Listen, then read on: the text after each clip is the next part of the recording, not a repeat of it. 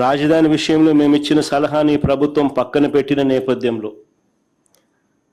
Self finance project అనేది పూర్తిగా పక్కకు పోయిన నేపథ్యంలో కేవలం అప్పుల మీదే రాజధాని పనులు ఆధారపడ్డ నేపథ్యంలో వాస్తవ పరిస్థితులు 1,00,000 ఎకరాల అమరావతిలో కేవలం రోడ్లు, డ్రైనేజ్ వ్యవస్థ, నీళ్లు, కరెంటు కోసమే ఇంత డబ్బు పెడితే ఇక ప్రజలు, రాష్ట్రం ఏం కావాలి అని మరొకసారి ప్రశ్నిస్తా ఉన్నా చంద్రబాబు నాయుడు.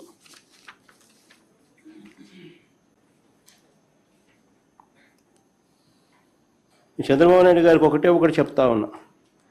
చంద్రబాబు నాయుడు గారు చేస్తా ఉన్న ఈ స్కాములు, ఈ దోపిడీలు, ఇవన్నీ కూడా వెలుగులోకి వస్తాయి. ఇవన్నీ కూడా ఖచ్చితంగా వెలుగులోకి వస్తాయి. రాజధాని పేరుతో ప్రజలను పణంగా పెట్టి కేవలం దోపిడీయే ఆలోచనతో తాను చేస్తా ఉన్నటివన్నీ కూడా వెలుగులోకి ఖచ్చితంగా వస్తాయి.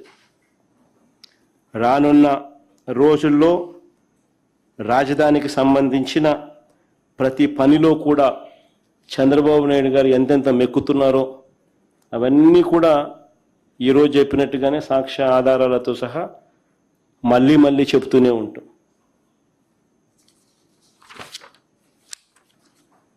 చంద్రబాబు నాయుడు గారికి మాత్రం దేవుడు గట్టిగా మొట్టికాయలు వేస్తాడు.